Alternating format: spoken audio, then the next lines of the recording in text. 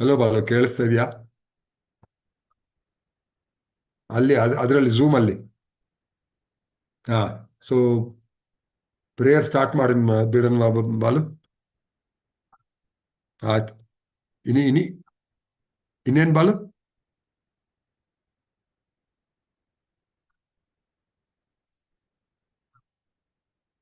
ಒಂದು ನಿಮಿಷ, ನಾನು ನೋಡಲಿಲ್ಲ ಇನ್ನು. ಆಯ್ತು ಬಾಲು, ನೋಡ್ತೀನಿ ಒಂದು ನಿಮಿಷ.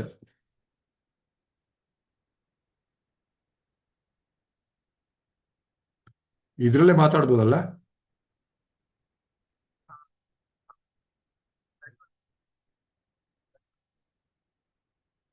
ಆಯ್ತು.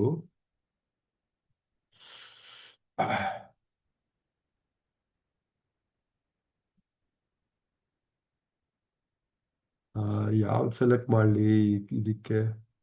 ಇದು ನೋಡು ಬಾಲು. ಇದು ಚೆನ್ನಾಗಿದೆಯಾ? ಆ?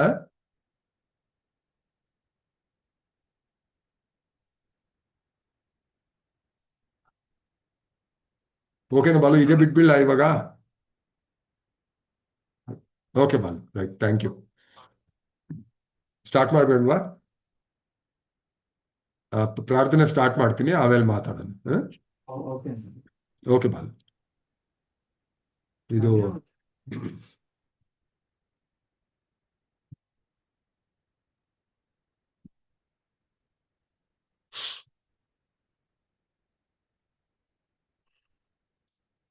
ಓಂ ಶುಕ್ಲಾಂಬರಧರಂ ವಿಷ್ಣುಂ ಶಶಿವರ್ಣಂ ಚತುರ್ಭುಜಂ ಪ್ರಸನ್ನವದನಂ ಧ್ಯಾಯೇತ್ ಸರ್ವವಿಘ್ನೋಪಶಾಂತಯೇ. ಅಗಜಾನನ ಪದ್ಮಾರ್ಕಂ ಗಜಾನನ ಮಹರ್ನಿಶಂ ಅನೇಕದಂ ತಂ ಭಕ್ತಾನಾಂ ಏಕದಂತಮುಪಾಸ್ಮಹೇ. ಓಂ ಗುರುಬ್ರಹ್ಮ ಗುರುರ್ವಿಷ್ಣು ಗುರುರ್ದೇವೋ ಮಹೇಶ್ವರಃ ಗುರು ಸಾಕ್ಷಾತ್ ಪರಬ್ರಹ್ಮ ತಸ್ಮೈ ಶ್ರೀ ಗುರವೇ ನಮಃ. ಅಖಂಡಮಂಡಲಾಕಾರಂ ವ್ಯಾಪ್ತಂ ಯೇನ ಚರಾಚರಂ ತತ್ಪದಂ ದರ್ಶಿತಂ ಯೇನ ತಸ್ಮೈ ಶ್ರೀ ಗುರವೇ ನಮಃ. ಶ್ರೀ ಶ್ರೀ ಶ್ರೀ ಶಿವಬಾಲಯೋಗಿ ಮಹಾರಾಜ್ ಕಿ ಜೈ. ನವ್ಯ, ಹಾ ಅಂಕಲ್. ಒಂದ್ ನಿಮಿಷ ಅಮ್ಮ, ನಾನು ಬರ್ದಿಟ್ಟಿದ್ದೀನಿ ನಿನಗೆ ಕಳಿಸ್ಬೇಕಾಗಿರೋದು. ಇವತ್ತು ಸ್ವಲ್ಪ ಲೇಟ್ ಆಗೋಯ್ತು, ಕಳಿಸ್ಬಿಡ್ತೀನಿ ಈಗಲೇ. Okay uncle. ಓಕೆ. ಅಂಕಲ್ ಅಷ್ಟ್ರಲ್ಲಿ ಒಂದು ಸ್ವಲ್ಪ ರೈಟಿಗೆ ಬನ್ನಿ ಅಂಕಲ್, ತುಂಬಾ ಈ ಕಡೆ ಬಂದ್ಬಿಟ್ಟಿದ್ದೀರಾ. ಆಯ್ತು ಬಾಲ, ಈ ಕಡೆ ಅಲ್ಲ, ಇಟ್ಟ. ನಿಮ್ಗೆ ರೈಟಾ? ಸರಿ ಅಲ್ಲ, ಅಂಕಲ್ ಸರ್. ಇದು ಇದನ್ನೇ ತಿರ್ಗಿಸ್ಬೇಕು ಬಾಲು ಸ್ವಲ್ಪ. ಹಾ, ಈಗ ಸರಿ ಸಾಕು ಇದೆಯಾ? ಸಾಕಂಕಲ್. Okay, thanks Balu. ಹ್ಮ್.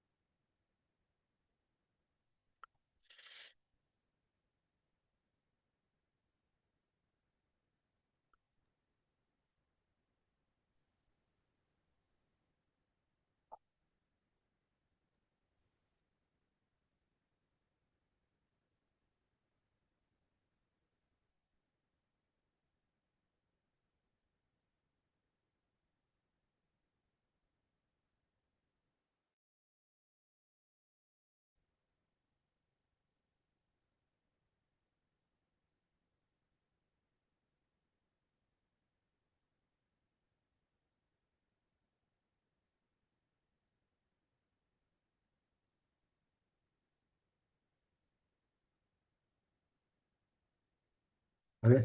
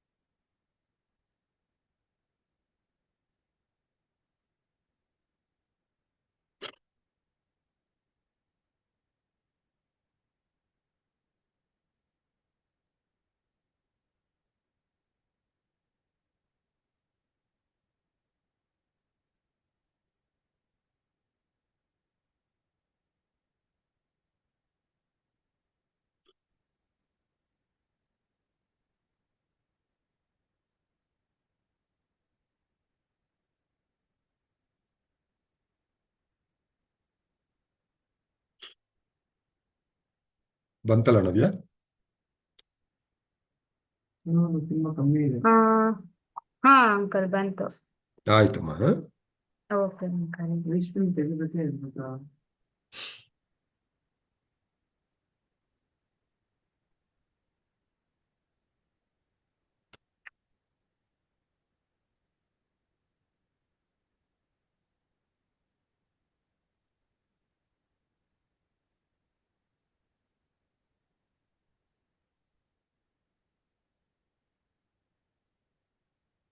ನಾವೇ ಎಲ್ಲಿ ಬರುತ್ತೇನೆ?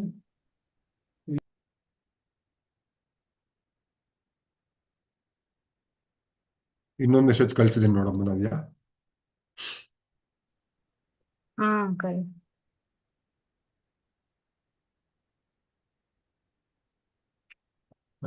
ಸ್ಟಾರ್ಟ್ ಮಾಡೋಮ್ಮ. Okay uncle. ಸೊ ಸ್ಟಾರ್ಟ್ ಮಾಡ್ತೀನಿ ಅಂಕಲ್. ಆಯ್ತು. ಅಲ್ಲ ಇದು okay. A very good evening to everybody who has present here for today's satsang. As we all know, in the last session we had a discussion about tapas, meditation, and samadhi. We also are continuing the session as so in the last week's session, I mentioned the significance of the 7th of August in Swamiji's tapas and mission. Yesterday, 7th of August was Swamiji's tapas anniversary, and it was celebrated at a few of his ashrams. Other ashrams will be celebrating it tomorrow, it being a holiday, as it is a Sunday. Therefore, let us continue the discussion on tapas and understand a few more topics related to tapas. So, as devotees of a yogi who performed tapas for 12 years and attained siddhi, which is known as success, we can learn more about tapas. Last week, we discussed dhyana, that is meditation, and samadhi. The topic that Jagdish Uncle wants to take up today is Jnanodaya, which is enlightenment in English. Before we begin the discussion on tapas and get lost in it, let us take up an interesting question raised by Philip. So, shall I ask the first question from Philip, Uncle?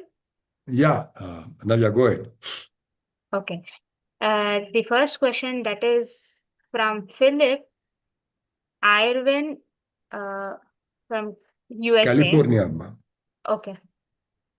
California, let's say, USA. Okay. So the question is, let's say one gets initiated into Shivabalayogi's dhyan meditation. When it comes down to tapas, who is able to do tapas initiation? Okay, Navya. Thanks. So now let me answer the question of Philip. I'll just try to put it in my words, explaining it a little bit. I mean, explaining the question itself. Then I'll come to the answer. Okay. Philip's question is, if any of those who have been initiated into Swamiji's meditation, if they practice it well, okay, and they want to be initiated into tapas. Now that Swamiji is not available in his physical body, who is going to initiate him into tapas? Right? So that's the question of Philip. Okay. Now, those who have witnessed the earlier sessions would have noticed that I mentioned that any devotee of Swamiji who has been initiated into meditation and who is practicing meditation can initiate other aspirants into Swamiji's meditation.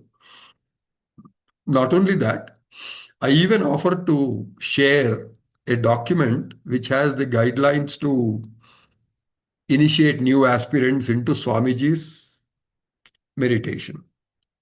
Okay? So the answer is, I mean, basically a lot of people who are all devotees of Swamiji and practicing the meditation taught by Swamiji, can initiate new aspirants into meditation. But the question from Philip is, how about tapas? Who can initiate a new aspirant into tapas if he desires to be initiated into tapas? Okay, so that's his question. Now, I also mentioned in my earlier sessions that initiation into tapas is quite different from initiation into meditation. Why did I say that? See, if you look at the experiences that are available to us of people who have been initiated into tapas, okay, we have the description of their experiences, some of them in their own words, okay, and I find that those experiences are very different from the experiences of people who have been initiated into meditation and practicing meditation. Okay. So this is the reason I said that initiation into tapas is very different from initiation into meditation. Okay. So, I mean, Philip has a very good reason to ask this question. Okay. I mean, if it comes to meditation, when it comes to meditation, most of us on this group, I mean, who are now participating in this are on this group, we are all devotees of Swamiji and we have been already initiated into dhyan, meditation as taught by Swamiji, and we also have experiences. Okay. But the experiences that we got from those who have been initiated into tapas are very different. Okay. Now, Philip, the question is, now that Swamiji is not available in his physical body, who is going to initiate new aspirants into tapas? But Philip, we should not forget that the Jangama Devara, the one who initiated Satyaraju into tapas. Who was Satyaraju? Swamiji himself. His childhood name was Satyaraju. So who initiated Satyaraju into tapas? The Jangama Devara. It was actually Lord Shiva, okay? But he took the form of Jangama Devara, and it was the Jangama Devara who initiated Satyaraju into tapas. Okay. But then, did Jangama Devara have a physical body? Was he like a human being like us? Was he a human being like us? No. Why do I say that? How do I say that, Jangama Devara was not in a physical body? Okay. I say that he was in an astral body because the others who were with Satyaraju, we know that when Satyaraju went for the swim and ate the palmyra fruit, along with him, there were 11 other friends, his friends there. And none of them could see the Jangamadevara. Okay? Now, not only did Jangamadevara just initiate Satyaraju into tapas, he was the one who directed Swamiji or Satyaraju during his long 12 years of tapas. In the same form, okay? In the form of a Jangamadevara. Okay? So now, what I'm saying is, if Jangamadevara in an astral form, in an astral body, can initiate or could initiate Satyaraju into tapas,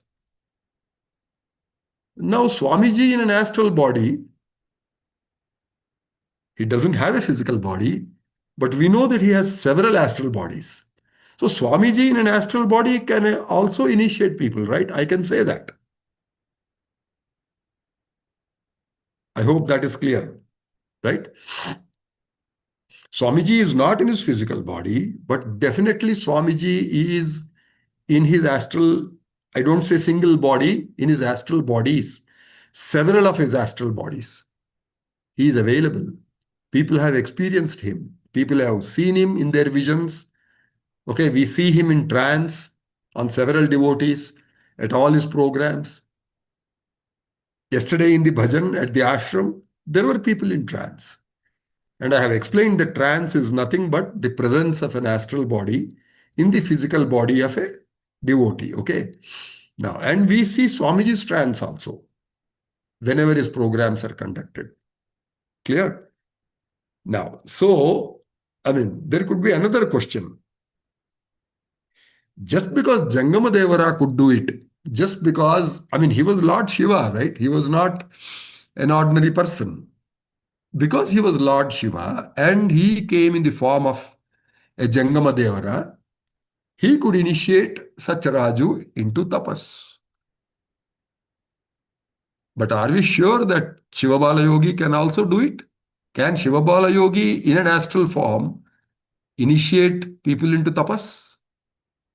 We know Shivabalayogi initiated a number of his devotees into tapas while in his physical body, right? We know examples like Pichaya, Kondangi Swami, Satyanarayana, Sivaramayogi of Anantapur. Okay, Ramaya, that was his name. But after doing the tapas, he was given the name of Sivaramayogi. Now, all these devotees, I've just taken 3 names, there are more. They have been initiated by Swamiji while he was in his physical body. And they performed the tapas. Okay. But now the question is, now that Swamiji is not available in his physical body, can he initiate new aspirants? Or can someone else who now has a physical body or alive today, can that someone initiate new aspirants into tapas? Okay. Now my answer is Swamiji himself can initiate new people, new aspirants into tapas. Now, am I just assuming that? Or is there any proof for that? I do have some proof also. I mean, it's not just me. Okay. This proof is available to all by the example of Swami Kena. Okay. Now, let me tell you the story in a little bit of detail. Okay. Now, this has been evidenced. Whatever I am going to describe now, that has been evidenced by a few of the devotees in the US.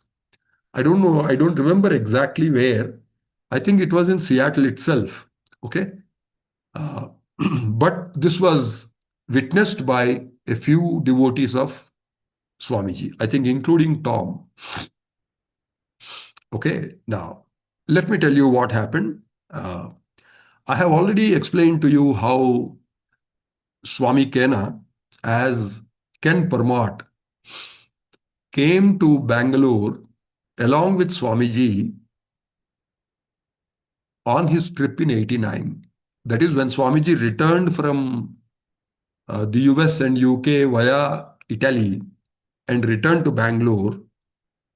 Ken Parmat came along with him. Okay, and then he came to Bangalore because it was his desire to do tapas. I had already explained this earlier, and I took his example, his experiences and all that in a couple of earlier satsangs. So as I told you, Ken Parmat was initiated into tapas by Swamiji at the Bangalore ashram in the year 1989, while Swamiji was still in his physical body. Okay. Then Ken Parmat started the tapas. He was given a room and he was asked to remain in the room and not meet anyone, nor come out of the room during the normal daytime. Okay. He only had permission to come out of his room if he wanted some exercise during the nights, when everyone else at the ashram had gone to sleep. See, basically that rule was, uh, and I mean, was told to Ken so that he doesn't meet anyone else while doing his tapas. He was not supposed to meet anybody else. That is a direction from Swamiji to him. Okay. But after a few days, I don't remember exactly, whether it was a few months or a few days, Ken Parmat got distracted. Okay. He came out to meet people and to talk to them. And because of that, he could not continue the tapas. Okay. And he returned to US, wherever he came from. Okay. Now, after that, Swamiji took Mahasamadhi in 1994. Okay. See, again, let me put the timeline clearly. Swami Kena, whose name was Ken Parmat, came to India in 1989 along with Swamiji, was initiated by Swamiji into tapas while Swamiji was in his physical body, and got distracted after a few days, and he returned back to the US. Okay. After that, when Swamiji went to the US and UK and I accompanied him, we met Ken Parmat in the US at a couple of programs, or probably more programs. Okay. He was there. He was just leading his normal life as he did previously. And then in 1994, 1991, 1990 and 1991, I went along with Swamiji and I met him there. He came to Swamiji's programs. He talked to Swamiji and me. And after that, 1994, Swamiji took Mahasamadhi. Okay, much later, I don't remember the year when the following incident happened. Okay. After several years after Swamiji's Mahasamadhi, when Swamiji's physical body was no more, his physical body was interred in the Samadhi at his Adivarapeta ashram in 1994, April 2nd, right? Now, this incident that I am going to talk about took place several years later. Now, what happened? There was a group of devotees of Swamiji, who have been devotees since 88, 89 in Seattle, Washington, USA. So they continued to have the programs. I don't remember whether they were weekly programs or monthly programs, but they continued to have periodic programs in Seattle after Swamiji's Mahasamadhi. Okay. Now, in one of those programs, Ken Parmat was there. And a lady devotee by the name of Karen Morell, she used to experience trance.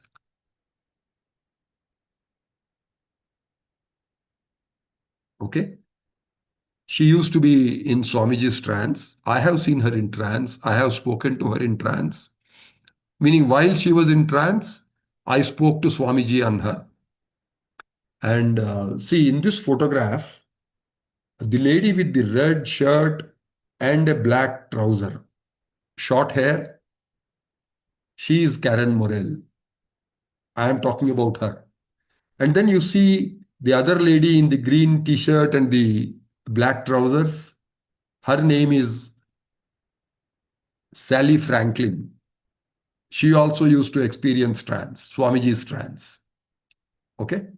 Now, so when this incident happened, whatever I'm talking about,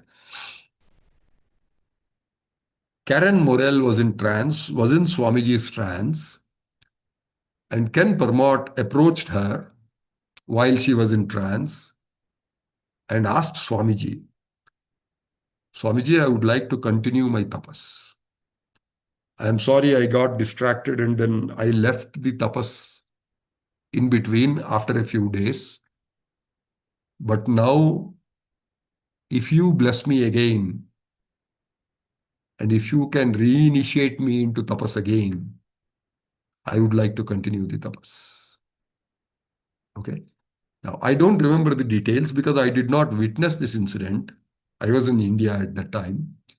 But the others who have witnessed this told me that Swamiji on Karen Morel agreed to initiate Ken Parmat into tapas again after a gap of a few years.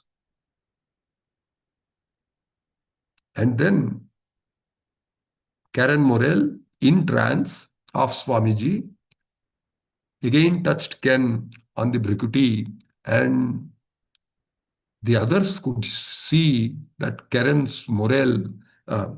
Morel's body was shaking violently as the power from Swamiji in trance on her passed on to Ken Parmat. Okay, this was the way he was initiated into tapas. Again, reinitiated into tapas. Okay, after being reinitiated, Ken Parmat went away to a very solitary place in the US itself. I think it's in the state of Michigan. So there he had an ashram, he built an ashram there, and there he continued the tapas. Okay, and I am told that he completed the tapas in 5 years. Okay, so therefore, Philip, I am very confident that even now, although Swamiji is not available in his physical body, he can still initiate new aspirants into tapas if they have that desire and Swamiji feels that they can do the tapas. Okay. Now, I don't exactly know how Swamiji will, assess the suitability or whether a person is ready for tapas or not. I don't know how that is done or how Swamiji does it. But I know that Swamiji reinitiated Ken Parmat into tapas after his Mahasamadhi. Now, we have another example actually. Srinivasa Dikshit, another devotee of Swamiji, who was living in Dehradun. Okay, he has narrated his experience where he says Swamiji appeared in front of him in his original form, Swamiji's form, and Swamiji initiated him into tapas. Okay, this is the experience that Srinivasa Dikshit, who has now taken the name of Shivabalayogi, who was a devotee of Swamiji for a very long time. And now he has taken the name of Shivabalayogi. He is also called Babaji by his devotees. So he also tells us that Swamiji, after Swamiji's Mahasamadhi, initiated him into tapas. I think it was in the year 94 itself, but towards the end of the year, in the month of November or December 1994, that Srinivasa Dikshit, whom we all used to call Sinu in those days, Swamiji also used to call him Sinu. He was initiated into tapas by Swamiji. Okay, so these are two clear examples of Swamiji being able to initiate new aspirants into tapas. So you don't need to worry about it. If you can continue a practice of meditation well, and you become suitable for doing tapas, and if you have the desire of doing tapas, don't worry about who is going to initiate you, Philip. Swamiji will be there, and Swamiji will be able to initiate you into tapas even now, although he's not in his physical body, right? So just like the Jangama Devara did, Swamiji also can do it. So this is the proof I am providing to you two different examples of two different devotees being initiated into tapas. Okay? Yeah, Philip. So that's my answer. If you have any questions or doubts about this, then we can take them up now. I mean, not just Philip, even if anyone else has questions, then I'll try to address those questions. Then after that, I would like to continue the discussion on tapas. Navya? I Yes, do sir. have a question. Yeah, please. Who is The this? question. This is Ram here from the US. Yeah, Ram. Tell me, Ram. One question I have is Swamiji's line of uh, um, the path that Swamiji has, is that Advaita, as in everyone, God exists in everyone and everyone is God and the world is just a creation of the mind? What is the fundamental, I guess, basis for Swamiji's teachings? Yeah, Ram. Now, let me answer this shortly now. I mean, in a short time. I had this discussion earlier in one of the satsangs. I will let you know in which satsang so you can watch the video and get a clear picture of the whole thing. But this topic was discussed earlier. But to give you a short answer, devotees asked Swamiji, there were a couple of devotees who were quite educated. One of them was a professor and the other one was an MTech. And so they were sitting in Swamiji's room and I witnessed this. So they asked Swamiji, what is your philosophy? So Swamiji looked at him in a very, what do you mean philosophy? Swamiji's philosophy? Swamiji's philosophy is dhyan, meditation, nothing else. So they said, no, Swamiji, we are not asking you that. We understand that you initiate people into meditation and you ask people to meditate. We understand that. But what we are asking is the philosophy. Which philosophy do you belong to? Do you teach or preach Advaita? Or do you preach Dvaita or Vishishta Advaita? Now, this is what we are asking you. So please let us know which philosophy. So these are all the philosophies that are very well known, that are very well popular. I mean, very popular. Now, there are others also, but these are the most popular ones. So please tell us which one of these do you preach or do you follow? Swamiji said, no, none of them. Swamiji doesn't follow any of them. Okay. Then again they insisted on him. Then Swamiji, see, what we are trying to do is, if you can tell us the philosophy that, I mean, your philosophy, then we would like to read about it and understand and what the philosophy is. So that's the reason we are asking you, Swamiji, is there any book or anything that will explain your philosophy? Then Swamiji said, okay, if you insist on a book that you want to read, then you can read the Yoga Vasishta. Okay? Whatever philosophy is described in the Yoga Vasishta, Swamiji's philosophy is exactly that. This is the answer that Swamiji gave to those two devotees, Ram. Okay, I know that people claim that, I don't know whether I should say people claim or people say that Yoga Vasishta is Advaita. Okay, but Swamiji did not agree that his philosophy was Advaita. Okay? Does that answer your question? Thank you. I don't want to Okay. take any more time, but I'll take it offline. Thank you. Okay. Thank you. Well, Navya, any other question, Amma? No, uncle, not Okay. either from YouTube or Zoom. Okay, Amma. So then in that case, we'll continue our discussion on tapas. Amma, would you Yes. like to read out the different topics that I discussed earlier?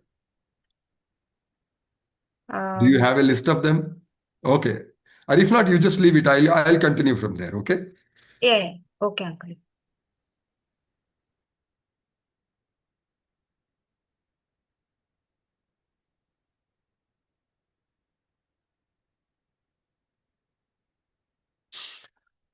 I would like to apologize to the participants.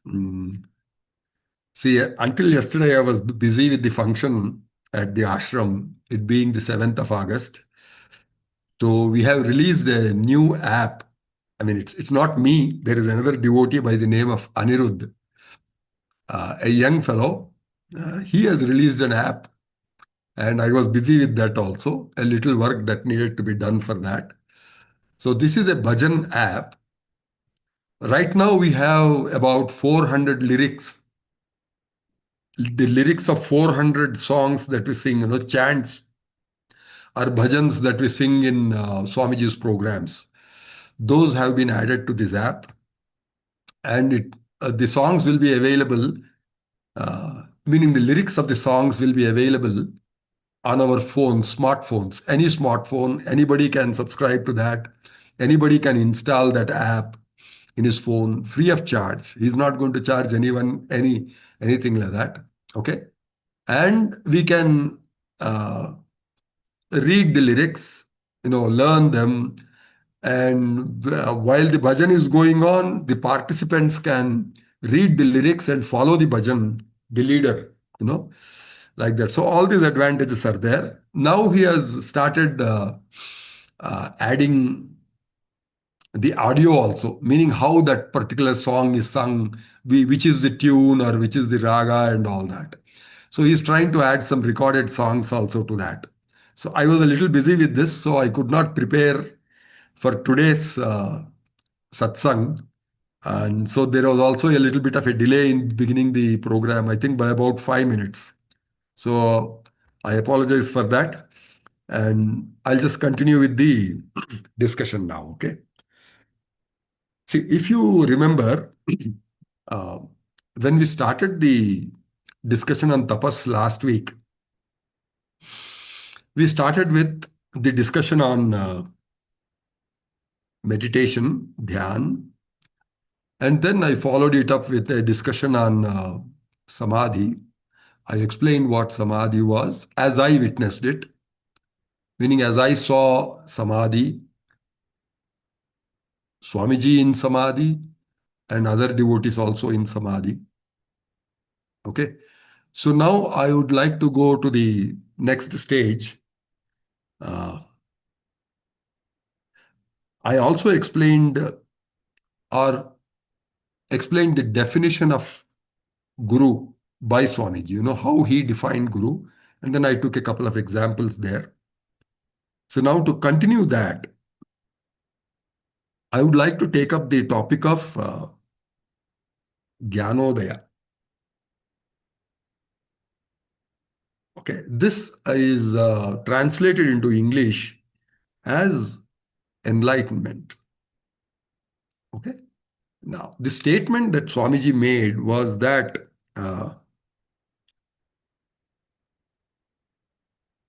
when a person gets enlightened, the person begins tapas. Okay, so this is the statement that Swamiji made. Okay, so let us understand what is Jnanodaya or what is enlightenment. I mean, if you go into the way the word is formed, Jnanodaya, it's related to this also, English word enlightenment also. See, Jnana plus Udaya. Jnana is, I want to use the word wisdom for that, not knowledge. Knowledge could be information, that's all, okay? Now, I don't think wisdom is that, right? I mean, we all know that.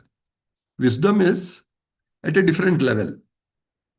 It is also knowledge, but how do I define it? Probably knowledge combined with experience, okay? And only then you come to wisdom, right? So I would like to use the word wisdom there, not knowledge, for jnana, okay? Now let us look at the next word, which is Udaya. Udaya literally means rising, okay? Just like we say Suryodaya, meaning the rising of the sun. So that's where it is used.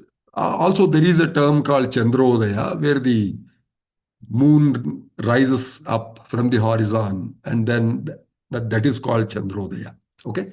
So literally in Sanskrit, what is being said is Jnanodaya means the rising of wisdom. That is what is called Jnanodaya. Okay. Now, the method that I would like to follow to understand and explain this Jnanodaya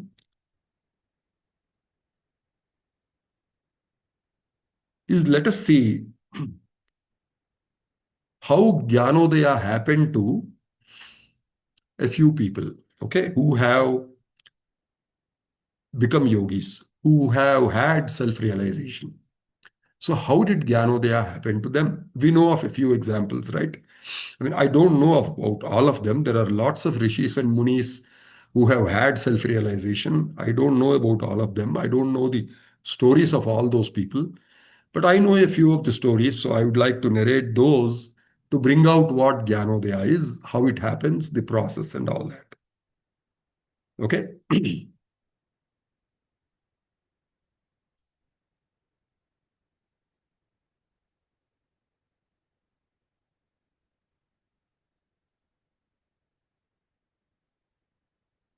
There are questions which have come up, like I listed them last week.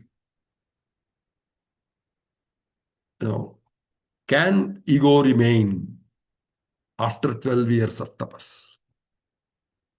Basically, that is the question. It has been put in three different forms by three different people.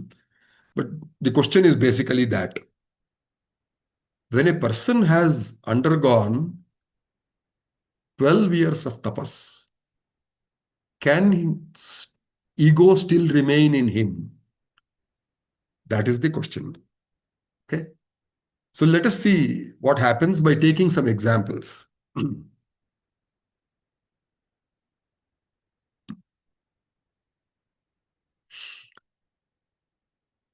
See, to think that tapas is performed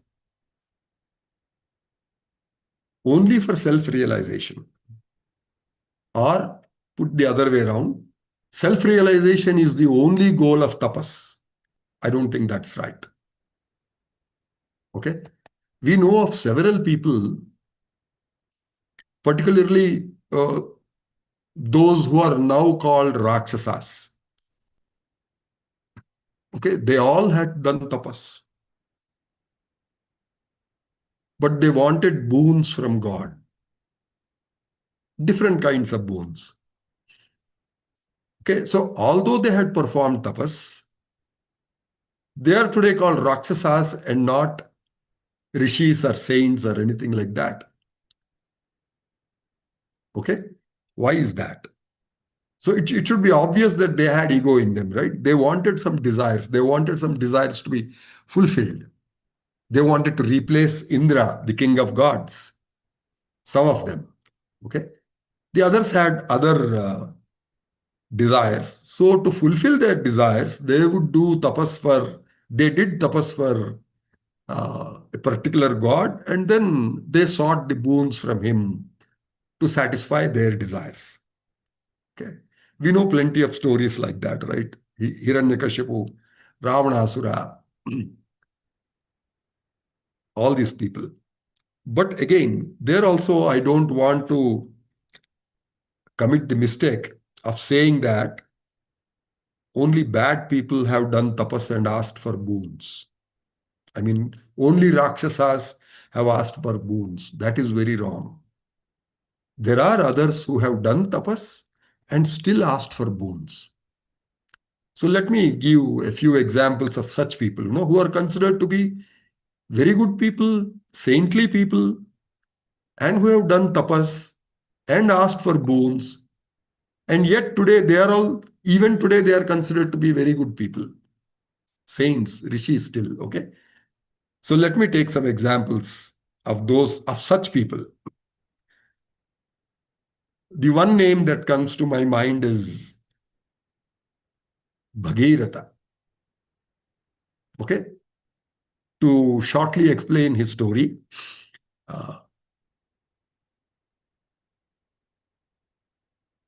he was told that his grandfathers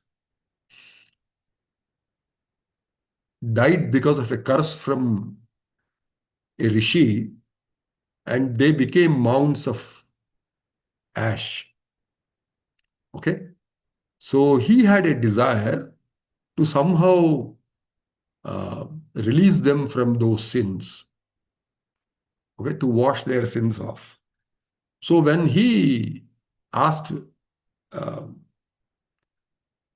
what should be done to wash their sins or uh, to remove their curse, he was told that the celestial river Ganga, which flows in the Swargaloka, that river has to come down and flow on the heaps of those ashes to purify them and clean their souls. This was what was told to Bhagirath. So for that sake, he did tapas for Ganga, Mother Ganga. He prayed to her and he begged her to come to the earth. Okay? She agreed because of his tapas. But then she said that, see, from Swargaloka, if I fall onto the earth will be shattered because of the force of my fall from Swargaloka. So you find a method how you can make the earth sustain that fall, the force of the fall. And then I am willing to come down. Okay. Then again Bhagirath performs tapas to please Lord Shiva. And then he prays to him saying that, my Lord, Mother Ganga has agreed to my request and she is willing to come down to the earth. But there is a problem. She says that if she falls to earth from the Swargaloka, the earth will shatter. So I want your help. I want your help to bring her down to earth and still protect the earth so that the earth doesn't get shattered into a million pieces. Okay. So Lord Shiva also agreed. And then he agreed to have the river Ganga fall onto his head. Okay. This is how river Ganga was brought to the earth. Until then, it was not here. Until Bhagirath performed the tapas and brought her to earth to clean the sins of his grandfathers, there was no river Ganges on the earth. It came from the Swargaloka. Okay? Well, he asked for boons. But he is not considered a bad man. He is not considered a Rakshasa. So did he have ego? Okay. The next example. I take the example of Arjuna, the Pandava prince. He wanted to kill Karna. At that time, he did not know that Karna was his elder brother, own elder brother, who was born to his own mother, Kunti Devi. But because Karna was fighting on the Kauravas side, there is a long story behind that as to why Karna did that. Arjuna wanted a powerful weapon to kill Karna. So he performed tapas for Lord Shiva for 1 year, the last year of his Vanavasa. They had to go into the forest and live there. I mean, there is some argument about that. Not really the forest. Forest is called Aranya, so that should be called Aranyavasa. Whereas this is Vanavasa, this is not Aranyavasa. Okay, I don't want to get into all of that. Anyway, the Pandavas were sent into exile and they had to spend 12 years in exile and one more year in incognito. Okay. Now, the last part of the 12 years, Arjuna performed tapas and he pleased Lord Shiva, and Lord Shiva manifested in front of him in the form of a hunter to begin with, and then ultimately granted him the powerful weapon, Shiva's weapon, which is called Pashupatastra.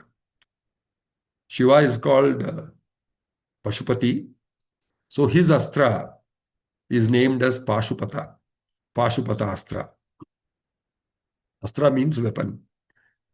Okay, so ultimately in the Mahabharata Yuddha, Arjuna killed Karna with that weapon, with the Pashupatastra. Okay, now isn't that ego? Didn't Arjuna have ego? So let us not relate tapas with ego. Okay. The second, the other example, again, this also is from Mahabharata. It is also related to Arjuna. See, King Drupada. Who was Drupada? Draupadi's father. Who is Draupadi? The wife of the 5 Pandavas. Okay. Drupada performed tapas because Dronacharya was his enemy. Okay. And again, there is a long story which is a part of the Mahabharata. King Drupada performs tapas and asks for 2 boons. One, a son who can kill Dronacharya. Okay. So that son was Drishtadyumna, ultimately who killed Dronacharya. The way he killed is different. I don't want to get into that. Then again, the second boon that Drupada asked was for a daughter who will marry Arjuna. Okay. So he was so impressed by Arjuna, the skill, the archery skill of Arjuna, then he thought he should have a daughter who can marry Arjuna. So he got the boons and Draupadi was born to him. I mean, she's called Draupadi because she is the daughter of Drupada. Okay. Her real name was Krishna, the same name as Lord Krishna had. Because they say she was also dark complexioned like Krishna. That's why she was also named Krishna. Okay. Now, this is the story of King Drupada. He is not considered bad. He fought on the side of the Pandavas. And he is the father-in-law of the Pandavas. Okay. Then we know of another example. Again, this is a very interesting example. Prince Dhruva. I don't know his father's name and all that. Okay. But I mean, this story can be found anywhere in it's from our scriptures. But the story can be found probably on Google. You can search and find it. To tell you in short, what happened was after he was born to the queen, his mother, his father, who was a king, she married another lady. He married another lady. Okay. And a son was born to her. And that queen, the new queen, the second queen, she had so much of influence on the king that she did not allow Dhruva, her stepson, to sit on the lap of the king. Okay. Now, so Dhruva was so hurt by that, by the refusal to be allowed to sit on his own father's lap, that he goes to his mother and then he complains to her saying that how come he is my father too? Of course, he is the father of my stepbrother, but he's also my father. So if my stepbrother has a right to sit on his lap, then I also have a right to sit on his lap. Then how come I am being denied that right? How can I get that right? So his mother tells him, my son, the only way you can get back the right is by doing tapas and pleasing God and asking for a boon from God. that you should be given the right to sit on your father's lap. Think of that, okay? To sit on his father's lap, this boy, this young child, he went and performed severe tapas. Okay? But another interesting incident happened. While he was doing that tapas, this little boy was doing that tapas, sage Narada came there. When he learned that Dhruva is performing tapas. So he came to Dhruva and then he told Dhruva, see, my son, whatever you are asking for is very little, it's a very small thing. It's a very trivial thing. So when God appears in front of you, I mean, if you are successful in your tapas, God will manifest in front of you. But don't ask him for this trivial thing of the right to sit on your father's lap, okay? Instead, ask him for the highest position in the universe. And Dhruva did exactly that. So when God, I doubt who it was, probably Vishnu, I have not checked up. So when Vishnu manifested in front of Dhruva, the child, he sought a boon saying that, my Lord, give me the highest position in the universe. So he was granted that boon, and we are told that Dhruva has become the star Dhruva, star named Dhruva. That is considered the highest star in our galaxy. Okay, I don't know whether it is our galaxy or which galaxy. I don't know whether that itself is a galaxy, the name Dhruva. Okay, but again, this is an example which tells you what are the kinds of desires for which people have performed tapas. Okay, different kinds.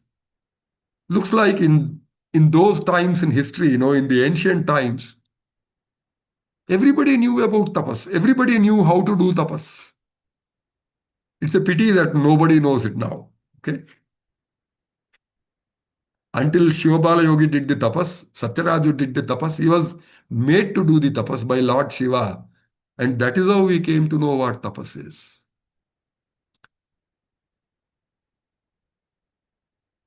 There have been others, again, initiated like this. Okay, what we know is that at the same time, around the same time, meaning the same years, okay, I am talking about 1949, that time period.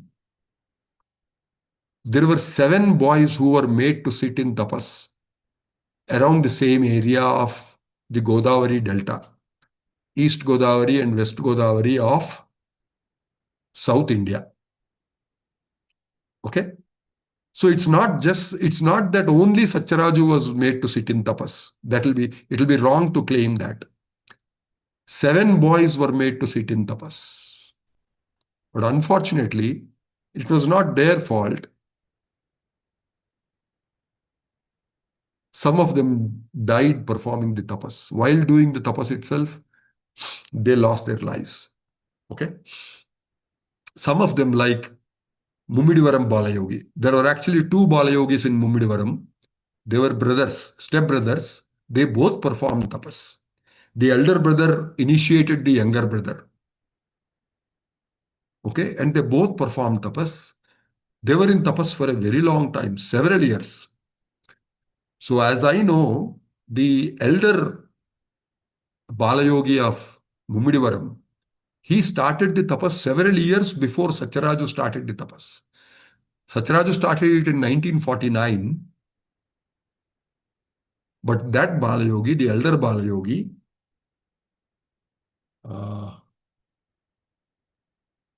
so the elder Balayogi is the one in the center of the photograph. Okay, you see all the 7 pictures there, 3 plus 3 plus. No, these are Balu, the 8 ఉన్నాయి కదా బాలు, ఇద్దరిది ఒకటే ఉందా? ఉండొచ్చు uncle, ఇది photo దొరికింది కాబట్టి పెట్టుకున్నా. Alage, okay. Yeah.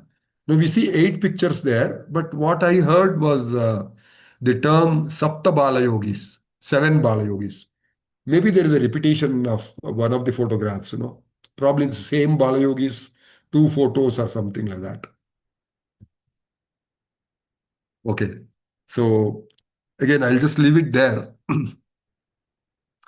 But having discussed the question of ego, which three people who are participating in this satsang sessions, they have asked. One of them is Philip himself. Then there was a second person who has asked it. And I think the third one is by Rekha, Bhagya Rekha. We will come to that later on. Okay. Now, I would like to go to the next part of my discussion, which is trying to understand the process of enlightenment. I mean, I'm not talking theory here. All that I'm doing is take the people who we know have attained self-realization, okay, and how exactly did their Jnanodaya happen, enlightenment, how were they enlightened? I would like to look into that background for a little while, okay? Balu ఇంకో picture ఏదైనా వేస్తావు బాలు స్వామీజీది నేను కొంచెం 2 minutes నాకు break మళ్ళీ వచ్చి join అవుతాను uncle okay uncle okay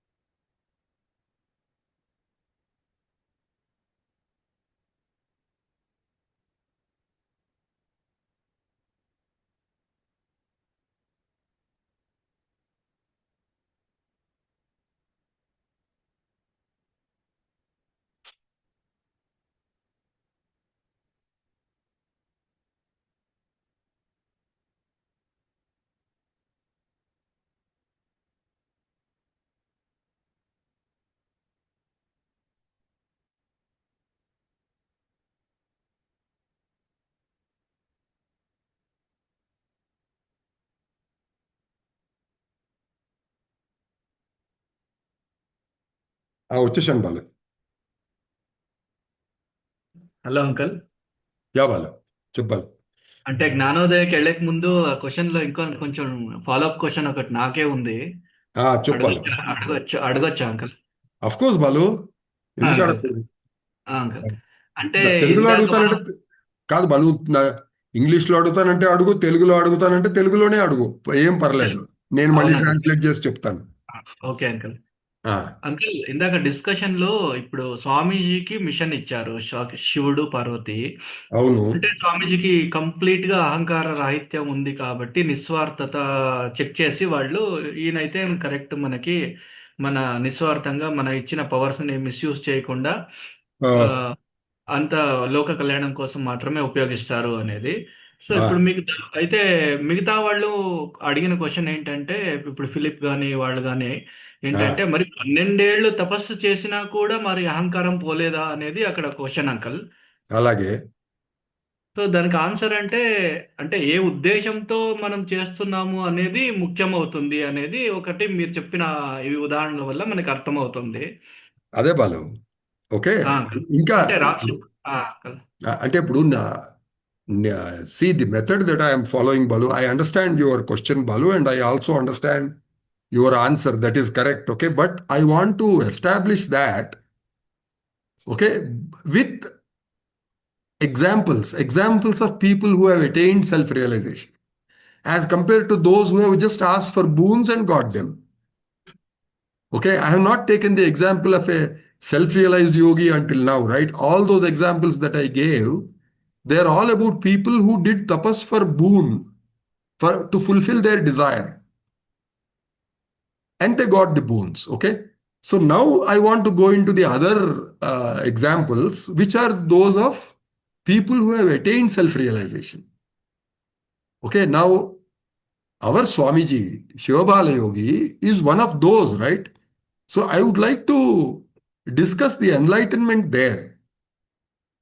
Okay. Now, Balu, there is also another point, because you raised the question. I would like to just point out that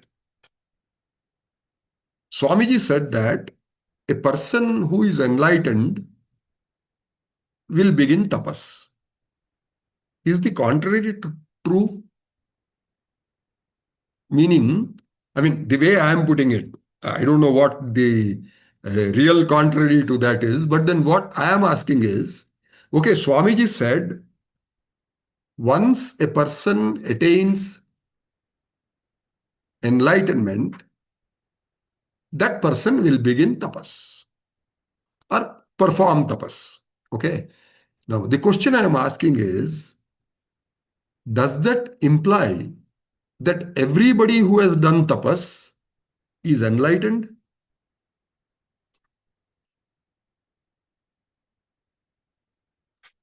Now, you got the question, Balu. ఇప్పుడు నేను ఏమడుగుతున్నానంటే బాలు, జ్ఞానోదయం అయిన మనిషి తపస్సు చేస్తాడు అని స్వామీజీ చెప్పారు. Okay, అందుకని నేను అడిగే ప్రశ్న ఏంటంటే, అయితే మరి తపస్సు చేసిన ప్రతి మనిషికి జ్ఞానోదయం అయిపోయింది అనుకోవాలా? అదే నా క్వశ్చన్ అంకల్. జ్ఞానోదయం అయిపోయింది కాబట్టే తపస్సు మొదలెట్టాడా? ప్రతి మనిషి తపస్సు చేసిన ప్రతి మనిషి కూడా కాదు కదా. ఇప్పుడు అర్జునుడు ఎగ్జాంపులే తీసుకో, జ్ఞానోదయం అయిపోయిందా ఆయనకి? మరి ఆయనకి ఆత్మసాక్షాత్కారం వచ్చిందా? ఆత్మసాక్షాత్కారం పొందాడా? లేదు కదా. పాశుపతాస్త్రం కావాలని తపస్సు చేశాడు, పాశుపతాస్త్రం చెక్కింది. ఆత్మసాక్షాత్కారం అవ్వలేదు కదా ఆయనకి. అట్లీస్ట్ మహాభారతంలో అయితే అలా లేదు కదా, ఆయనకి ఆత్మసాక్షాత్కారం చిక్కిందని. అట్లాగే ఇప్పుడు నేను తీసుకున్న ఎగ్జాంపుల్స్ అన్నీ అదే పాయింట్ ప్రూవ్ చేస్తున్నాయి అనమాట. Take the example of Bhagiratha. Has he attained self realization? Maybe by the way of another tapas, but not by this tapas, because here he asked for boons. He did the tapas for his personal, to fulfill his personal desire. It may not be for himself, but the desire was to clear the sins of his great grandfathers. But still there is some selfishness there. He did not do it for loka kalyanam, as we say. Now, in that case, I mean, it's a very interesting case, but in that case, the Ganga coming to the earth, that can be considered Loka Kalyanam. But that's a byproduct. I mean, his desire was not that. His desire was not to bring Ganges to the earth so that, so many people can do agriculture with the help of that water, or so many people will get drinking water, or whatever it is, right? But his desire was not that. He wanted Ganga to come down to the earth so that his great-grandfather's sins will be cleared. Okay, Balu? Now, again, the other examples that I have taken. King Drupada. Can you say he had Jnanodaya? He was just trying to destroy his enemy. And he wanted to make the best archer in the world his son-in-law. That's all his desire. He is not looking for Atma Sakshatkara. So did he attain Jnanodaya? I don't think so. Okay. Then Prince Dhruva also, right? Okay, Balu? So clear. Now, so thanks for asking that question. Now, Amma, any other questions, Amma, from anyone else at this stage? I can see 2 of the questions from YouTube, Uncle. Okay, Amma. I will read it out, Uncle. Yeah, please. So the first question, again, it is from an anonymous user from YouTube. Okay. The question is, Uncle, did Swamiji tell why does God comes when tapas is done? What is there in tapas which makes God to come and give boons, etc.? I heard somewhere that sometimes God is forced to grant boon due to tapas. Yes, that is right. But I don't have an answer to the question, why does God manifest when tapas is performed? For that, we need to understand what tapas is, Amma. See, I don't mean that understanding, I don't mean, okay, a person sits with his eyes closed, he is in tapa, he is in samadhi for at least 12 hours a day. All that we know, that is the definition of tapas as we know. But what all is happening in samadhi? Why does God come down? I don't have an answer to that. Okay, now if I find the answer, I'll let you know. Again, God has come down to grant boons also. And God has come down to grant self-realization also. Both, right?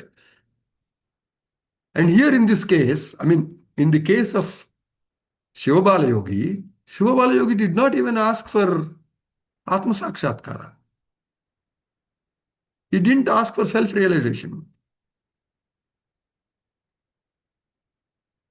Am I clear? Am I right? Or is there anybody who challenges that? Okay, again, just to reiterate, I don't know the answer to that as to why tapas brings down God. But we have heard several stories wherein, when a person does tapas, God does come down. There may be plenty of other cases where people have performed tapas with a desire in mind or even with self-realization as the goal, but maybe they didn't get it. Maybe God did not come down to grant their boons. We don't know those stories, right? We only know the stories of people who were successful in having the Bhagavat Sakshatkara, where God manifested in front of them. Okay. Were there others who could not succeed in tapas, for whom God did not come down and manifest himself? Maybe there are plenty more, right? But we don't know their stories. Okay. Yeah, Amma. Any other question, Amma? Yeah, they talked about the second question. No? Yeah, Uncle. There is one more question, Uncle. Ah. Who made Dhruva Bhagirath sit in tapas? Also from the story of Vemana narrated by Swamiji, I didn't find mention of person who made Vemana sit in tapas. Can one perform tapas without guru? Okay. To answer your question directly, Amma, I don't know who has asked that question. Who asked that question, Amma? An anonymous user, Uncle. Okay, fine. Okay. See, in one of the interviews, I'll tell you which interview, when it was taken, of Swamiji. Okay. The same question came up. And Swamiji said one sentence. He said, Guru lekunda yavaru paiki raledayya, is the answer he gave. Meaning, nobody has come up without a guru. No, by saying come up, what he meant is, nobody has attained success in tapas without a guru. Because the context was that. Okay. And then he took the example of Ramakrishna Paramahamsa. In that same interview, Swamiji mentions that it was the person who taught him Advaita, right? Ain't Balu ayin peru? Totapuri, Uncle. Totapuri, correct. Okay. So it was Totapuri who put Ramakrishna Paramahamsa into Samadhi, right? So Swamiji said Totapuri is the guru of Ramakrishna. And he also added a sentence saying that these people don't talk about that. So by these people, he meant the disciples of Ramakrishna and their successors and the Ramakrishna Mutt and the Matadipatis and all that, and all those people, they don't refer to Totapuri as the guru of Ramakrishna. Okay. Maybe they feel that, by accepting that somebody was a guru of Ramakrishna, they will be belittling Ramakrishna, their guru, their God. Okay. And in that context, Swamiji said, nobody has come up without a guru. Okay. So it is true that, I don't know who Buddha's guru was. Okay. Now, by the logic that Swamiji has given me, and I read it somewhere or I heard it somewhere, that the person who took Buddha out of the palace for a ride in the city, that person was Buddha's guru. Now, he wanted to show Buddha the outside world. And that caused the enlightenment in Buddha. Okay, I was coming to that discussion. When I come to Buddha, I wanted to discuss that. Okay, but I don't have the details. Probably someone who has read about Buddha, his history and all that, that person can explain to us exactly what happened and how did Buddha attain enlightenment. I'm not talking about the realization. I'm just talking about the enlightenment part. Okay, meaning, when did Buddha start the tapas and why did Buddha start the tapas? What happened before the tapas? Okay. So that is what I am discussing now. So that's what I am calling as the process of enlightenment. So I am trying to discuss the process of enlightenment in the case of a few yogis who have attained self-realization. Because I'm not interested in the other cases where they did tapas and asked for boons and they got the boons. They also are successful in tapas. But the success that we are looking at in tapas is self-realization, God realization. Okay? Ramakrishna Paramahamsa, Ramana Maharshi, Neem Karoli Baba. Okay? These are the examples that I want to take. I don't know the story of Neem Karoli Baba either. I know about Ramakrishna a little bit. Okay? And I don't know about Ramana Maharshi. I have some idea of how he got enlightenment. I don't know the detail. This is what I wanted to discuss today. Okay, ma? Now, shall I go ahead with that for the next half an hour? Or do you have more questions, Navya? No more questions, Uncle. You can go ahead, Uncle. Okay, ma. So let me start with the story of Vishwamitra. Okay, it's a very interesting story, and how he attained enlightenment, or how he began tapas, why he began tapas. It's a very interesting story. So I wanted to begin with that. Now, sage Vishwamitra was actually a king. I think he was a predecessor of Lord Rama. Okay.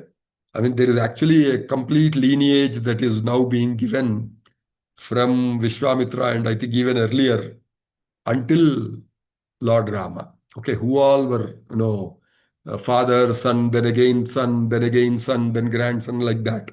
They draw the whole line, they identify the names and all that. So Vishwamitra was one of the predecessors of Lord Rama, and he was a king. Okay, and his guru was also Vashishta. Okay, now, so the story starts like this. Vishwamitra, the king, he went out into the forest for a hunt. Okay, and then they hunted for a long time. When a king goes for a hunt, he doesn't go alone. He goes along with his retinue of soldiers and other people. So they went into the forest. They had a long hunt, and they were all very tired. And they landed up at the hermitage of Sage Vashishta. Okay. I hope people don't mind if I continue beyond 8:30 today. Okay. Fine. Okay. So, Vishwamitra, the king, he went out into the forest for a hunt. Okay, and then they hunted for a long time. And they landed up at the hermitage of Sage Vashishta. Okay. I hope people don't mind if I continue beyond 8:30 today. If, if people have an objection, then I'll stop it here and then start again next week. But yeah, Navya, any objections to that, Amma? No, uncle, I do not have any. Okay. Yeah, when people are telling to please continue, like Lalita Akka is Okay, telling. okay, right. Okay, so he lands up at the hermitage of sage Vasishta, who was his guru. Okay, so Vasishta invites them and then offers them drinking water to all the soldiers as well as to the king. And then he offers them seats there inside the ashram. His is an ashram, right? It's not a palace. But still, he offers them good hospitality, and then they all are seated there. Then Vishwamitra starts wondering, I have come to this sage hermitage with so many of my people, and we are all very hungry and tired. So, will the sage be able to feed all of us? Otherwise, what's the alternative for us? Where else do we go for food here in the forest? Okay, so he was worried a little bit. But then in the meanwhile, he sees that Vashishta and all his disciples and Vashishta's wife, they start serving a wonderful meal. No, a royal meal to all the people who had come there. Vishwamitra and his retinue, which consisted of soldiers, horses and soldiers and all that. So this sage Vashishta could feed of all of them a sumptuous meal. So because they were hungry, they all had the meal first. Vishwamitra also had the meal.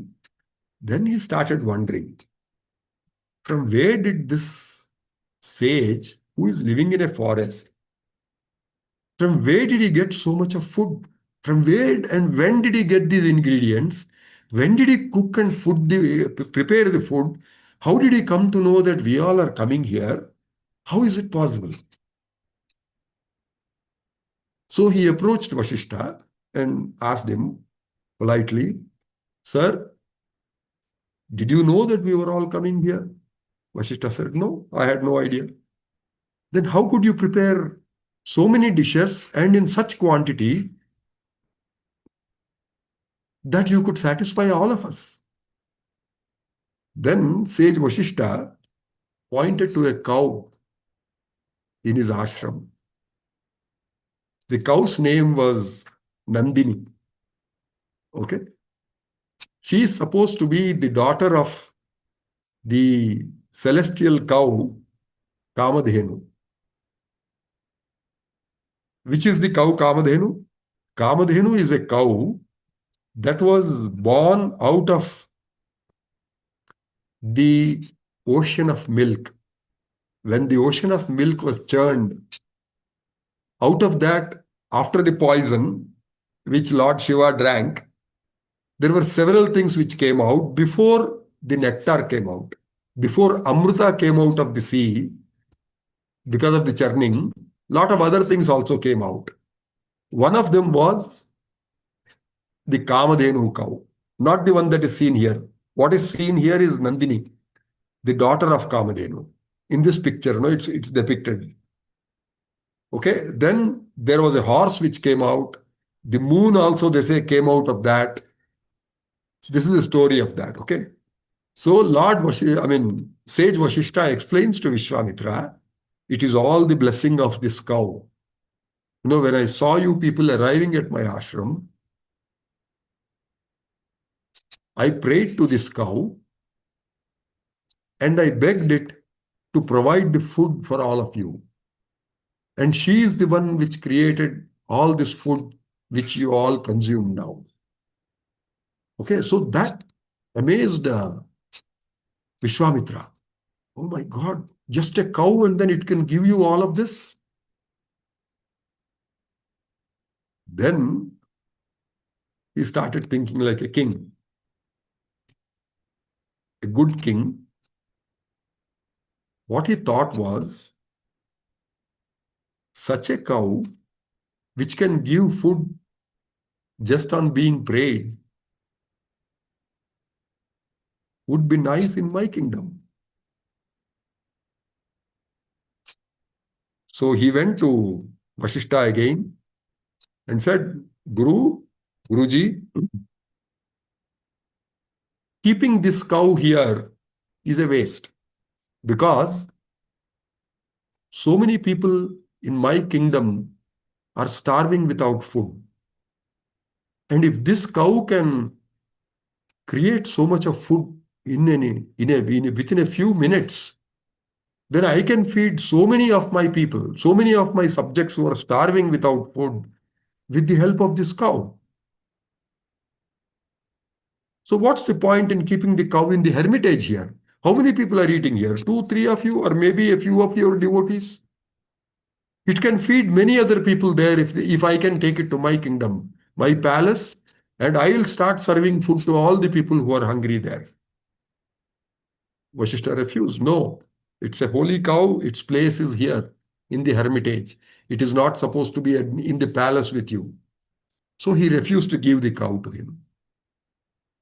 So Vishwamitra left the hermitage, annoyed and angry that the Guru did not follow his orders or accept his request. And then he ordered the soldiers who were with him, bring the cow with you to the palace. Okay? And then it seems the soldiers tried to drag the cow, but they could not. They could not take the cow to the palace. Okay? So they went back to the palace and then they reported to King Vishwamitra, saying that we could not bring the cow Nandini from the hermitage of sage Vasishta. Then the king got even more angry, Vishwamitra. Okay? He said, how dare the Guru, after all a hermitage who is living in the forest, how can he deny my request, my order? So he summoned the whole of his army and he said, go to the forest, go to the hermitage of the sage and bring the cow here to my palace. I want the cow here in my palace, not in that hermitage. So the story is the whole army of Vishwamitra went to the hermitage of sage Vasishta. And in the meanwhile, when sage Vasishta saw the army approaching his hermitage, again he went and prayed to the cow Nandini, saying that, see, the Vishwamitra is doing this. He's sending in the army to capture you and take you to the palace. So please do something about it. So what we are told is that a bigger army, more powerful army of soldiers, human soldiers, emerged from the cow. And then there was a fight, a war between the two armies, and Vishwamitra's army was defeated. So they went back to the king and they told the king what happened. Okay. So that is when Vishwamitra started wondering, I am a king. I am living in a palace. I have so much of wealth. I have so many soldiers, so many servants. I have all the comforts I require. And I am the king. Everybody follows my order. But this sage who is living in a hermitage in a forest, look at his power. He disobeys a king and then I could not do anything about it. My whole army was defeated just by his cow. Then he started thinking, what's the use of being a king like this? I should rather be a sage like Vasishta. Okay? And then he left the kingdom, he left the palace, he became a sannyasi. I don't know whether he took sannyasa or not, but then he became a monk and he started doing the tapas. Okay? But here again, see, there is an interesting point here. Who will initiate him into tapas? It has to be his guru. Who is his guru? Vasishtha himself. Okay, now, on one hand, he is fighting Vasishtha. He is trying to defeat Vasishtha. And on the other hand, he wants to become like Vasishtha. And for that, he has to do tapas like Vasishtha has done. And for doing tapas, again, he requires the help of his own guru, right? So anyway, I mean, I don't know the details actually what happened after that. But Vishwamitra started doing the tapas. And he did a lot of tapas.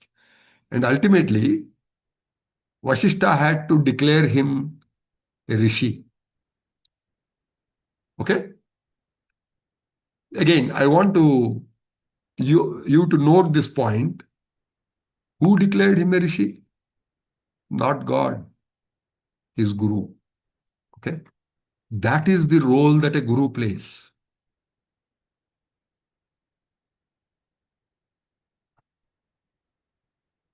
Okay? So if the Atma Sakshatkara also has to be granted, it has to be granted by the guru.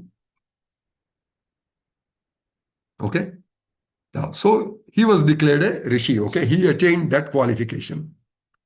But he said, no, I'm still not equal to Vasishtha. Vasishtha is a Brahma Rishi. I am only a Rishi. So he continued the tapas. And later, sage Vasishtha declared him a Maharishi. Maharshi, that's what we say, right? So even that qualification he got. He became a Maharshi. But he was not satisfied. And he continued the tapas. He wanted to become a Brahmarishi, like Vasishtha, equal to Vasishtha, equal to his own guru. So he continued the tapas. Okay? And ultimately, they say that, I mean, it is said that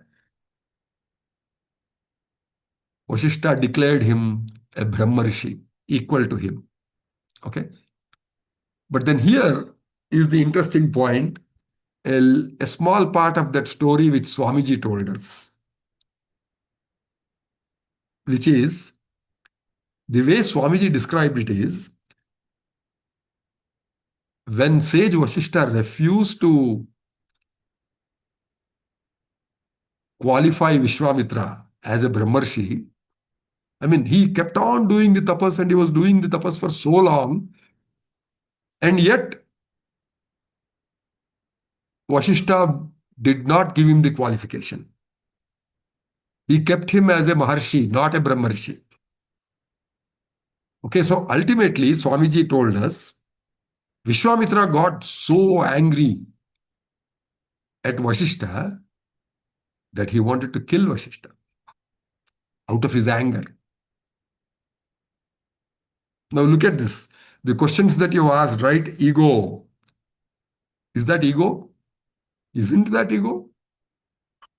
If somebody wants to kill his guru because he is not getting the qualification, is that ego or not? But Swamiji told us this story. So it seems Vishwamitra wanted to kill his guru because his guru is not giving him the degree, okay? The qualification. So it seems Vishwamitra took up a sword. He was a king after all, right? A Kshatriya, a warrior. So he took the sword and then he proceeded to the hermitage of Vasishtha. Okay?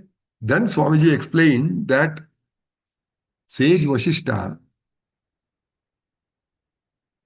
knew that Vishwamitra was coming to kill him. Okay?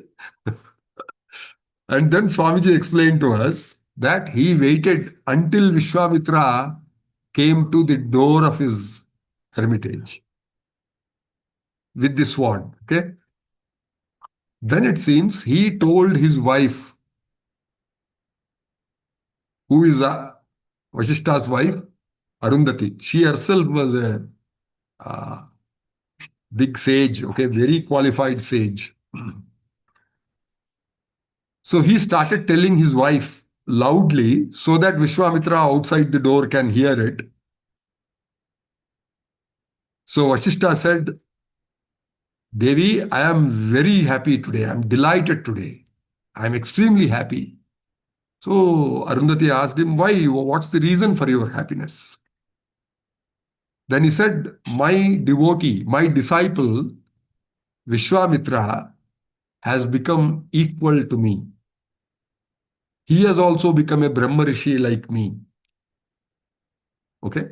So Swamiji explained to us that Sage Vasishtha said this so that Vishwamitra could hear it standing outside the door of the hermitage of Vasishtha, and so he was satisfied. Okay, his anger came down and he returned back from that place. And exactly what happened, I don't know. Whether Vasishtha received him inside the hermitage or blessed him or what, I don't know that part of the story. But Swamiji told us until this point. So the way he was putting it was that Sage Vasishtha declared Vishwamitra a Brahma Rishi because otherwise he would have lost his life. He would have been killed by his disciple. Okay. Now, so this is the story I wanted to tell you. But again, my focus, what I wanted to bring out, the point I wanted to bring out is what enlightened Vishwamitra. Meaning what made him begin the tapas. The realization that even a king with all the royalty, with all the wealth, with all the power is not equivalent to a sage who has done tapas. So he decided to do tapas. He wanted to become equivalent to sage Vasishtha, right? So that's the reason he did tapas was he wanted to become like his guru, sage Vasishtha. Okay, that's it. Okay, so now the next story that I have is, Amma, any questions here, Amma? There are a couple of questions from YouTube, Uncle. Okay, please. There are two questions from Haridas Garu. The question is, I have a couple of questions. We know that Swamiji is one of the 4 Kumaras, that is Sanaka. Did Swamiji share details about the other 3 Kumaras, Sanandana, Sanatana, and Sanat Kumara? Who did he say Swamiji is Navya? Sanaka. Sanaka, okay. No, I mean, he did not, Swamiji did not by himself tell us the details of the other 3 Balayogis, okay. We only know about Swamiji, that's all, being one of them. And even that is not what Swamiji told us. It is there in his nadis, okay, the Bhrigu Nadi or the Kumar Nadi. So it's not something that Swamiji claimed by himself. Yamma, the next question. The next question is from the same person, Haridas Garu. Ah. Vishwamitra Rishi was born as Swami Vivekananda. Did Swamiji meet Ambarish Maharaj, Vishwamitra, who was also present when Swamiji was present physically? Yeah. No, I am aware of Ambarisha. Sanjay, who is a devotee of Swamiji, he told me about Ambarish, and then he also told me that Ambarish is believed to be Vishwamitra's incarnation, okay, but I don't know more about him. And I know for sure that Vishwamitra and Swamiji did not, I mean, Ambarish and Swamiji did not meet each other while Swamiji was in his physical body. Okay. Mm, Any other there are questions? some, Yeah. there are some more questions from an anonymous user. Hama. I think that had already been answered, but let me read it out. Yeah. Uncle, did Swamiji confirm that Vasishtha was Vishwamitra's guru? Yes. No, it's known. It's in the scriptures. See, the story that I told you now, that also confirms that Vasishtha was his guru, no? See, otherwise, why should Vasishtha declare Vishwamitra as a rishi or a maharshi or a brahmarshi? Okay? So, Vasishtha was the guru of Vishwamitra. Again, as I'm telling you, uh, Vishwamitra was the ancestor of Lord Rama. Okay? And Vasishtha is considered the Kula Guru, not just the Guru for Rama. He was the Guru for Dasharatha also. And he was the Guru for all his fathers and grandfathers. Okay? And Vishwamitra being one of them, Vasishtha is the Guru to Vishwamitra also. Yamma. Any other question? I think this is not a question or something. Let me read it out, Uncle. Ha. Vishwamitra also did Vishwamitra also did tapas like our Swamiji. I remember hearing something like that. Okay. See, what we know is that Vishwamitra also did Dik Tapas. Dik Tapas is the tapas that is done facing each of the cardinal directions. So the cardinal directions are east, west, north, and south. And so this Dik Tapas is done by the person who is doing the tapas. Amma, somebody I think is the waiting room, Amma. Have you not admitted him, that person? I have admitted it now, Uncle. Okay. Okay, right. So now the Dik Tapas is performed by sitting facing one particular cardinal direction. Okay. In the case of Swamiji, we know that he faced east first for 4 years, then north, then west, and then south. Okay. Now, what we read, I don't know the source of this, from where we got this story, but we know that Vishwamitra also performed the Dik Tapas. And it was when Vishwamitra was doing the tapas facing west. I mean, the tapas facing west is considered the most difficult of the tapas that is done facing all the 4 directions. Okay. So it is during the tapas facing west that people have to face the toughest of the tests. Okay. And what we read is that the story between Menaka and Vishwamitra. Okay. There is a story where the celestial nymph by the name of Menaka, she comes and she distracts Vishwamitra from his tapas. So it is said that that happened when Vishwamitra was doing the tapas facing west. And the same thing happened to Satyaraju also, Swamiji also. So when he was doing the tapas facing west, that is when one night he saw a lady, a young girl, near the well where he used to go and take his bath. Inside his, in the premises of the Dhyan Mandir. Outside the Dhyan Mandir, there was a well. So he performed the tapas in the Dhyan Mandir. And then each night he would go out to wash himself at the well, draw the water from the well and wash himself. So at that time, there was a young girl standing there, very charming, very beautiful, and she tried to entice him. Okay. But Satyaraju was in a Maunavrata during that time. So he refused to speak to her and he just washed himself. And then he tried to go inside the Tapo Mandir or the Dhyan Mandir as it was called. But the lady stopped him from going in. I mean, she playfully blocked his way and did not allow him to get into his room. So he had to go in from the other door. So he went inside and then sat inside and then he started the tapas again. Meaning he sat, closed his eyes, and then he went into samadhi. Okay. Now this girl, somehow she could go inside the Dhyan Mandir, the door of which was closed. I mean, Swamiji went inside and locked himself up inside.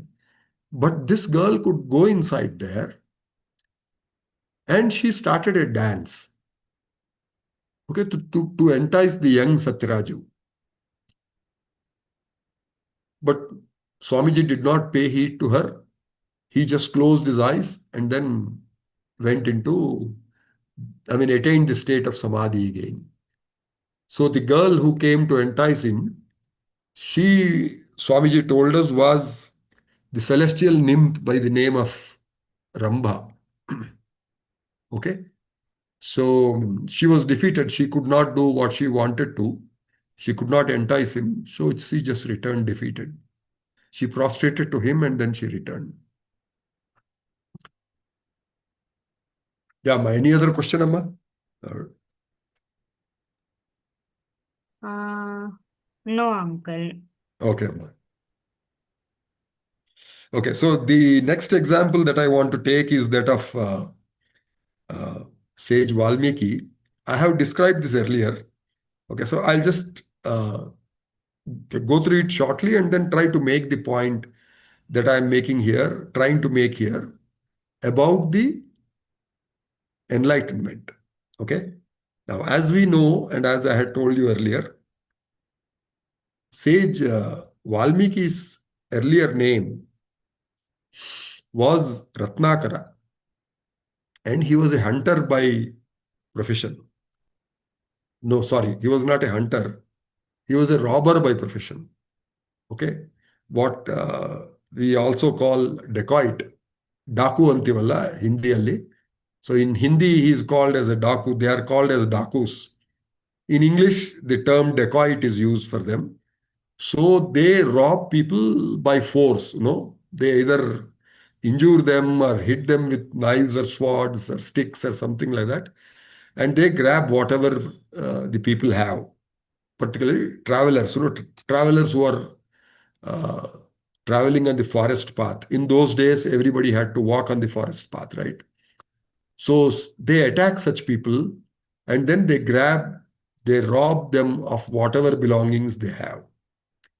Now, so this is the story I told you. And then one day what happens is sage Narada happens to be walking along that route. And so Ratnakara stops him and says, "Give me whatever you have with you." So Narada says, "I don't have anything with me. I am a monk. I am a renunciate. I don't carry anything with me. I don't keep any wealth with me or money with me." Okay, but that guy didn't listen. He said, "How can anyone be like that? You need your food. You need to buy your food. You need to buy things that you require while you are traveling. So you should be having some money with you. Yeah, give that to me." Sage Narada said, "No, I don't." And then Sage Narada talked to him. "You know that this is a cruel act. Why are you doing this?" He said, "I have to feed my wife and children. So if I don't do this, who else will feed my wife and children? This is my profession. This is what I have been doing. This is what my forefathers also did. And so I am continuing the same profession. And that's why I am robbing people here." Narada told him, "That is very bad. You are gaining a lot of papa, accruing a lot of papa by doing such bad acts. You are hurting people, you are killing people, you are robbing them. So all those are bad acts. They are sins. You are accumulating sins by doing this. And you say that you are accumulating these sins for the sake of your family members, your children and your wife. But are they willing to take your sins? They are being fed by you. They take the money that you rob from people. they are eating that food bought or procured from hurting people and robbing them. Are they ready to share your sins then? Then for Ratnakara, this was a new concept altogether. He said, of course, yes. If you say these are sins and I am doing them for their sake, of course they have to accept them. They have to accept a share of them.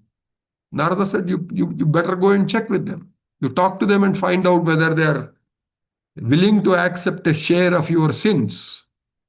He said, of course, I am very sure they will accept them.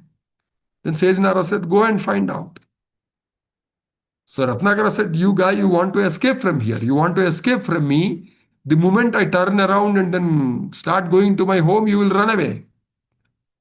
So this is a trick you are trying to play on me. Sage Narada said, no, I give you my promise. I will remain here until you go home, check with your wife and children, and come back. I'll continue to be here.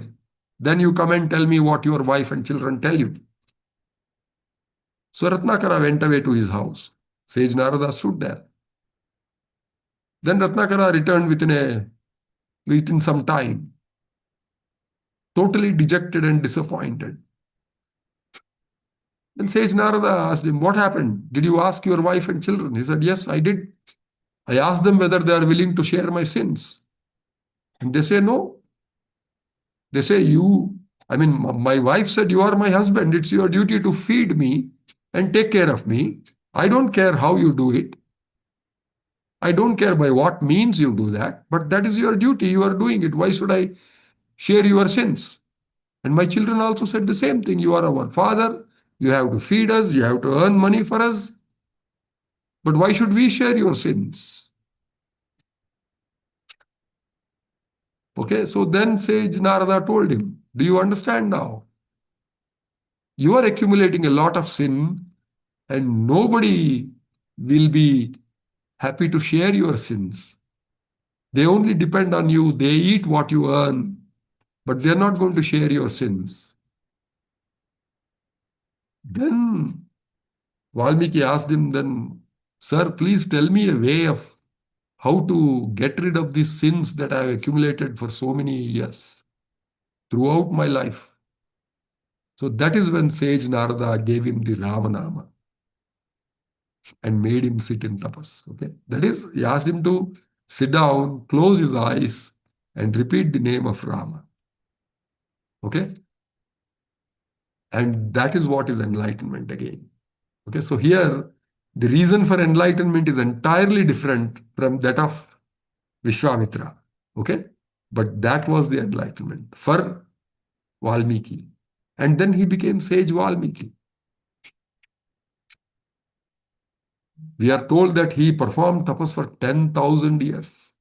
Swamiji performed tapas for 12 years, that's all. Okay, and then we know the story. Ultimately, sage Valmiki was the one who wrote the Ramayana for us. Okay, we have the Ramayana because of, by the grace, by the help, by the effort that sage Valmiki has put into it. Okay, so that is the story of sage Valmiki. And I'll just stop it here. But we have looked into two different stories, one of Valmiki, Vishwamitra, and the second one of Valmiki. And both of them have attained self-realization. Yet, the process of enlightenment or the reason for enlightenment was entirely different between them. Okay? So let me discuss a few more such examples, and then we will see how to go forward from there. Okay? Thank you very much. Thanks for your patience. It's 9 o'clock now. So I'll just close it here. Any questions, Amma, so far? No, uncle. Okay.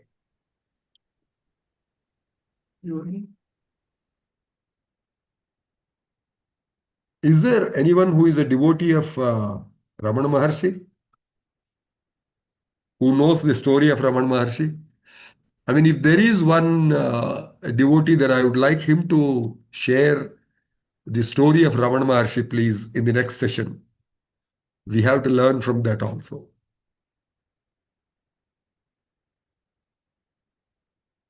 Yeah, Manavya. So shall we close it now? Yes, uncle. I see there are no questions in the YouTube as well as Zoom chat. Okay. No, no, no. Thank you, Jagadish. Again, Okay, Chandra. thank you. Even Thanks though for you said your patience and for being on every session. That's a good Even- encouragement for me. Thank you. yes. Thank you. It's a bedtime story for me. A good Yeah. one. Good night. Thank you. Yeah. Balayogi Maharaj ki. Jai. Jai. Thank you.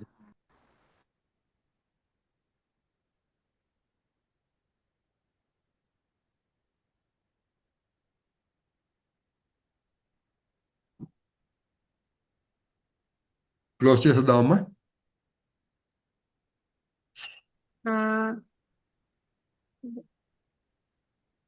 Uh, Uncle, I see there are questions popping up now in the YouTube okay అమ్మా. channel. No, it's I'll okay just for me. read it out. I can continue for a while. Okay. Okay. But I mean, if the others are interested in listening to the answers and they feel it's too late, then we'll have to think about. But anyway, you just go ahead with the questions. Okay, uncle. I read something that Swamiji said both Vishwamitra and Vasishtha had ego. If Vasishtha had ego, Yeah, I'll just tell you that briefly. Okay.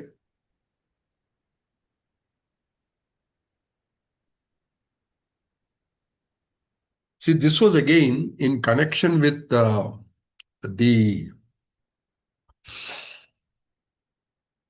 Advaita philosophy. Okay. It is in Advaita philosophy that it is said Aham Brahmasmi. Right? Meaning I am Brahma. Okay. Meaning all of us, I mean, we are all actually Brahma is what Advaita tells us. Okay. That is our Atmas are actually Brahma. Brahma, not the Brahma in the way, Brahma, Vishnu, Maheshwara. No, not that Brahma. But we are talking about the Parabrahma. Okay. That is the concept there. Now, what Swamiji told us about Vasishtha and Vishwamitra, it is true that Swamiji said that they both had ego and they both went by the principle of Aham Brahmasmi. Okay? But neither could achieve or attain self-realization through that path. Okay? Then finally, they performed tapas and then they attained self-realization is what Swamiji told us. He also told us that. Okay? Now, but then the way I explain this, how Vasishtha also was having ego and then Vishwamitra had ego. Then how come Vasishtha is the guru of Vishwamitra? So how do we understand this? I mean, my explanation, again, Swamiji did not tell me this. Swamiji did not say this. Swamiji only said that both of them had ego. So both of them tried the Aham Brahmasmi path. Actually, Swamiji used to say Aham Brahmasya, not Aham Brahmasmi. Grammatically, it may be considered wrong, that Aham should be followed by Brahmasmi, not Brahmasya. Brahmasya is a third person. They kind of, okay? Aham Brahmasmi is I am Brahma. Aham Brahmasya is, I mean, it's not grammatically correct at all. It's not even they are Brahma. It's not I am Brahma. It is something in between, okay? So it's not a proper Sanskrit word at all, but repeatedly Swamiji used to say Aham Brahmasya. Okay. Now the way I interpret that, well, you might accuse me of saying that, no, I'm saying that everything that my guru said is right. I am his disciple, I am his devotee. So I will say that. So the way I interpret that is, if you go strictly by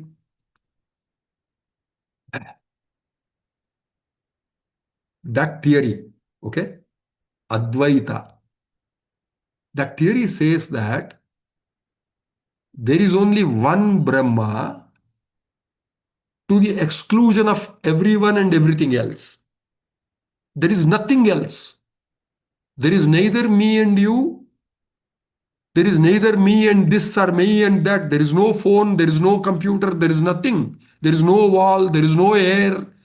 Everything is Brahma, is what they say. And a single Brahma, single entity Brahma. That's all. There is nothing else. There are no worlds. There are no galaxies. Nothing at all.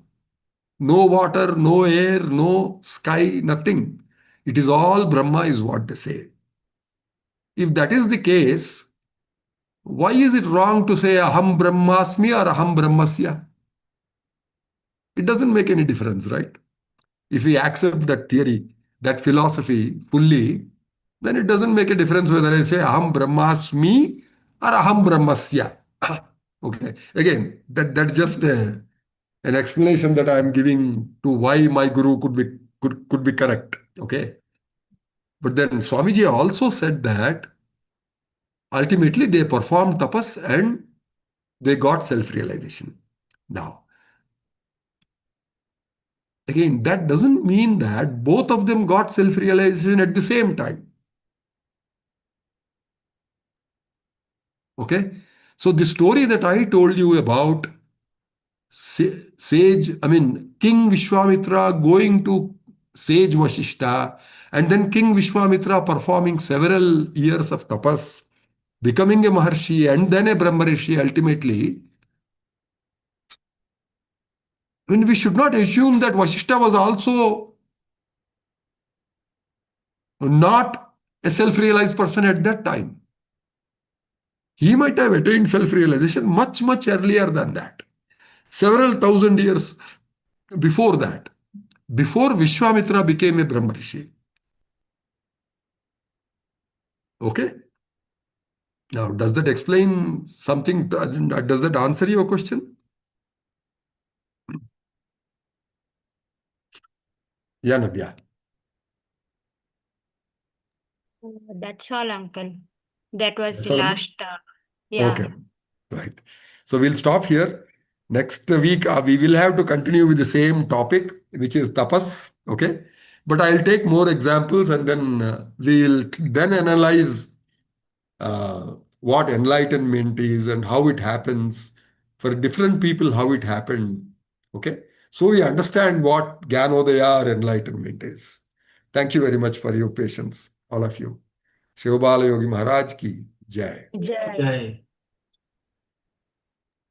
Jai, jai, jai.